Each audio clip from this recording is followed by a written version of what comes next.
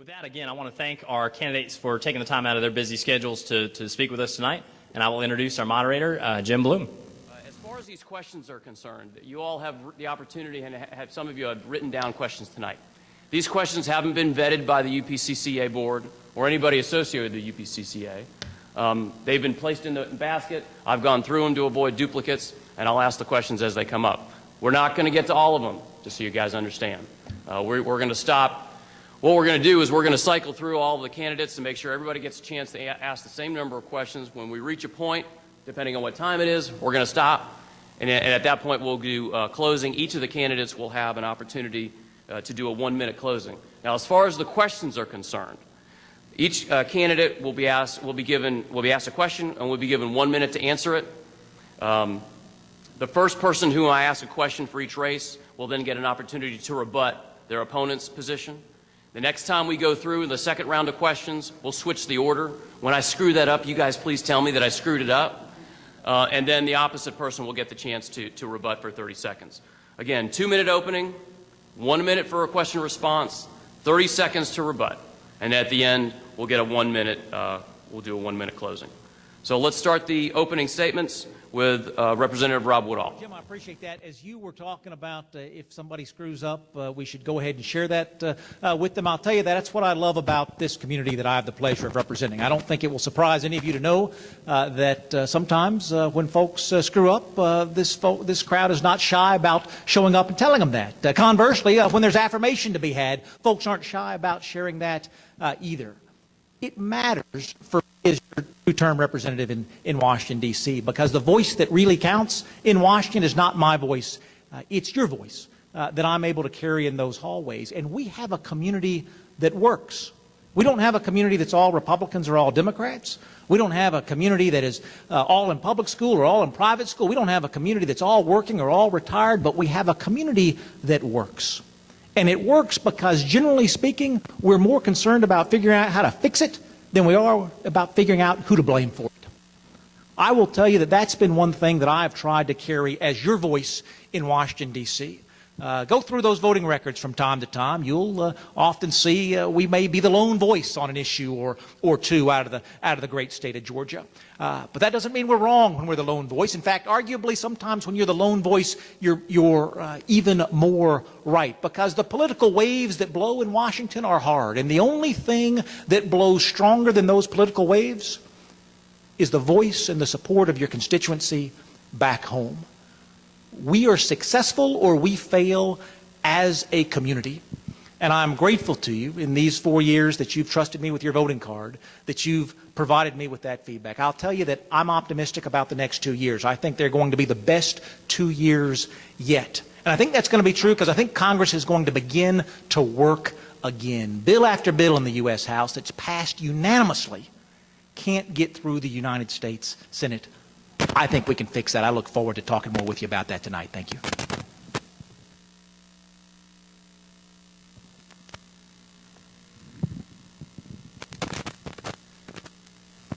Mr. Will and I were talking about the second requirement to be able to do this, and that is to not drop the mic. Good evening. I'm Thomas Wight, and I'm running as a Democrat in the 7th Congressional District. Ladies and gentlemen, according to Rasmussen and Gallup polls, congressional approval rating is 7%. That is a historic low.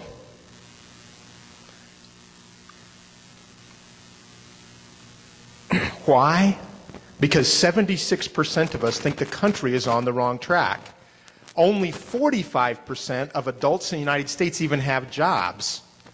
And of the 45% that have jobs, 15% of us are underemployed. Ladies and gentlemen, congressmen who have been in Congress for 3, 4, 5 terms, I'm going to call them professional politicians, have put us on the wrong track. And we cannot expect different results if we send the same people back to Washington over and over and over again.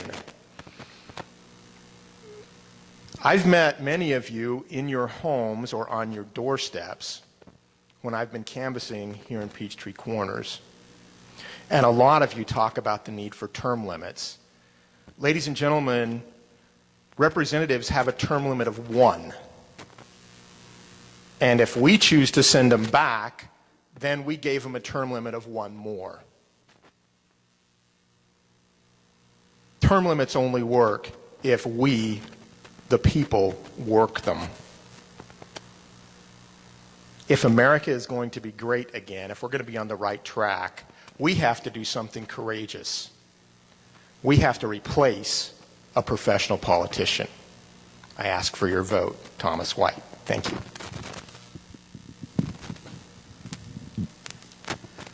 I'm Fran Millar. I'm your incumbent state senator, and I've got a table over there like everybody else, and I've got a resume that you can look at if you'd like. You know, it's interesting. I've been doing this for 16 years. I was in the House with Tom Rice for 12 years. I've been in the state Senate for 4. And I guess the bottom line for me is I think we need to elect people to get things done. And I've been very fortunate. I've been able to carry the legislation to give you folks, people in Dunwoody, the people in Brookhaven, the opportunity to vote upon becoming a city. And I think that's worked out pretty good so far. At least Mike Mason tells me it has. You know, I've also been involved in probably over the years, education has been the thing really of concern to me. I passed the first bill dealing with career readiness options versus 4 years of college. I will tell you that based upon statistics, probably about 35% of our kids ought to be going to 4-year colleges. The biggest issue we've got in this state and in this country is we don't have a prepared workforce. And if we can give people skills, and we're trying to do that, we're broadening opportunities versus our technical colleges versus our career academies, that these young people come out and be gainfully employed, because it is so important these days. Again, you know, some people, we need a safety net for folks. I passed the legislation that kept the unemployment trust fund solvent in this state. We owed the federal government, Rob, we owed you $720 million up there, and we came up with a plan and we paid it off within 2 years. And what that meant, employers would no longer be surcharged. They were getting surcharged $21 a year, $42, $63, $84, et cetera, per employee. You don't create jobs with that kind of a burden. I guess the bottom line for me, because I live in DeKalb County, also serve as a government watchdog, which you all can appreciate living in DeKalb County. Don't quite have that issue in Gwinnett. But again, I spend a lot of time in those areas. I feel very fortunate to represent you all. I appreciate the opportunity and look forward to answering your questions. Thank you again.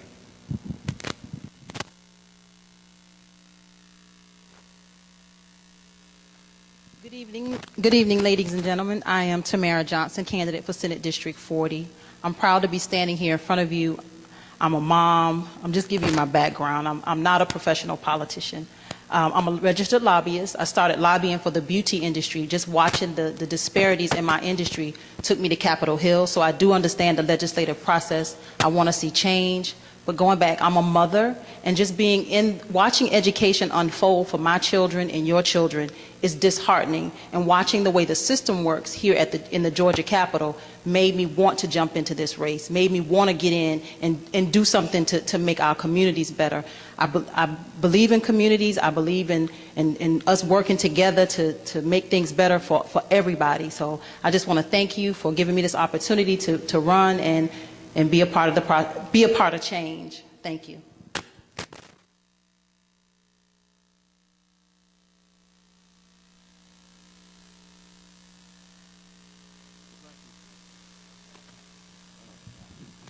Got it? I'm Tom Rice, and I'm running again for the same job you've elected me to 9 times before.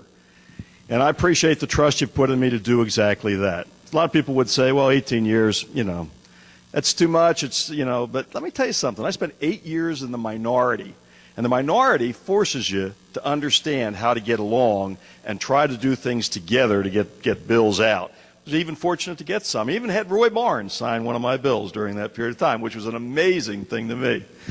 But what that does is, since we took over the majority, that length of time gives me the opportunity to serve on committees that make a difference. I serve on the Rules Committee, which is the gatekeeper for any legislation that goes to that House floor. I serve on the Appropriations Committee for higher education, which controls the money flow to the higher education system, and I vote on all the appropriation bills that control the money. And finally, I serve on the Ways and Means Committee, which is the tax writing committee, which attempts to either repeal or change the tax code to benefit our citizens. So I've had a lot of experience doing that. I also served for 8 years on the Education Committee, and I'm proud to say that our teachers in Georgia, you may not know this, but our teachers in Georgia are the 8th highest paid teachers in the United States. And in Gwinnett County, it's even better than that because of the supplement that people like Mary Kay put on to the teacher salaries. We're doing extremely well. We rank 45th in our SATs, but let me tell you something. 75% of our kids take the SATs. You know who the number one ranking state is? Well, it's states that have less than 5% of their kids taking the SATs. Less than 5%. So if you normalize that, you know, we're doing well from that standpoint. It's my pleasure to serve you, and I really hope you have some great questions tonight. I'm anxious to answer them. I ask for your vote.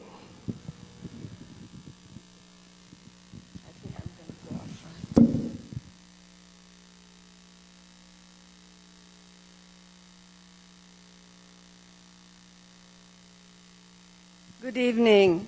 My name is Amreeta Regmi, and I'm your candidate for State House District 95. I bring new ideas and a fresh perspective, and I'm running to bring the legislature closer to our community. My vision for our district is to have a unified, strong, and harmonious community. Creating jobs is my #1 goal. I'm not a career politician. I'm a mother, a community worker, and an international development consultant. I bring over 25 years of experience in international trade, business, and development. I hold an MBA from Brunel University and a PhD in environmental sciences. And I hope to bring the legislature closer to our community in the way we change how we make decisions so their voices are heard. Currently, I serve on the Zoning Board of Appeals with the City of Peachtree Corners. I moved to Peachtree Corners in 1993 and became a U.S. citizen in 2005 while serving our government in Indonesia, Jakarta.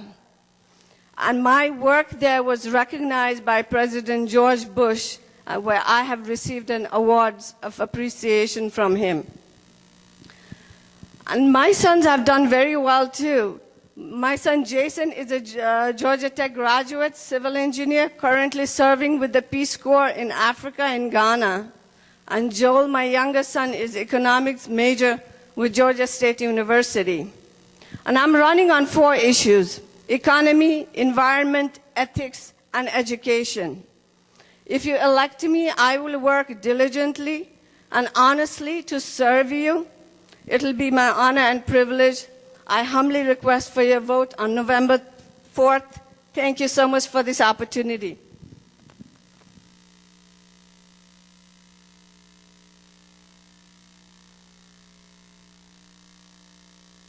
Hello, I'm Lynette Howard, and I am pleased to represent you as Gwinnett County's District 2 County Commissioner. I feel a special bond because I served on this board for over 12 years, and I was president of it for 6, and so I really commend Scott for all of he's doing. So, but I just want to tell you that when I ran 4 years ago, the trust in the Board of Commissioners was probably at an all-time low. We barely had 3 commissioners that were sitting there, and we were about to have just 2. And then within the first year of me serving, another one was indicted, and she now still serves in jail. So I had a lot of you in the room and a lot in the community tell me it was the wrong time to run, and I truly felt it was the right time to run. If we don't step up and we run and represent the values that are in this room, then when do we? We can't wait for the right time. So I really believe in Gwinnett County. I love Gwinnett County. I love representing it when I go to events in the state. And so it's the most diverse district in the whole Southeast. I don't know if anybody knows that, but I'm proud of all of the different diversity that we have in our district. It goes from Berkeley Lake, Peachtree Corners, Norcross, Lilburn, a little bit of Stone Mountain, Tucker and Doraville. So all of that's in Gwinnett County. And a lot of the people that have moved here could have moved anywhere in the world, and they chose to be in Gwinnett County. It's because it's a wonderful, wonderful place to live. There are ethics, and we need to fight for them. And so I'm asking you today to let me help me go back and fight for those ethics, because it's important.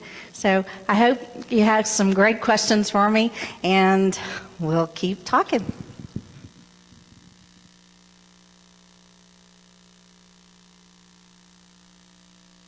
Good evening, Peachtree Corners. My name is Jay Trevari, and I'm running to represent this district and the entire district, including the unincorporated Norcross area, on the commission district too. And I have to say, I am a Democrat. As citizens, a single party government has been raises a lot of suspicion when we look at other countries. However, we've seemed to have tolerated it here in our own backyard since 1984. As we've witnessed over the past few years, the resignation of the chairman to avoid indictment, the incarceration of one of our commissioners, and a plea deal by another. And part of this is because of the lack of checks and balances in our system. And what it does is it allows corruption, special sweetheart deals, and special land deals to go on and generally be unchallenged and accepted. When the special grand jury made some recommendations in order to curb the appearance and corruption, the current board really chose not to do much of anything other than to rewrite the ordinances to make them stronger and clearer. The new ordinance still does not include anything about having to identify people who are land developers or who go before the board for special zoning permits. This lack of responsibility, I feel, has continued to allow these deals, and not only has it cost us to lose our faith in our local government, it's also cost us wasted tax dollars when that money could have been better spent elsewhere. Development, I've got to close. So I hope you give me the privilege of representing you. Please ask me some more questions. And I look forward to, and it's very important for y'all to vote on November 4th, regardless of who you vote for. Thank you.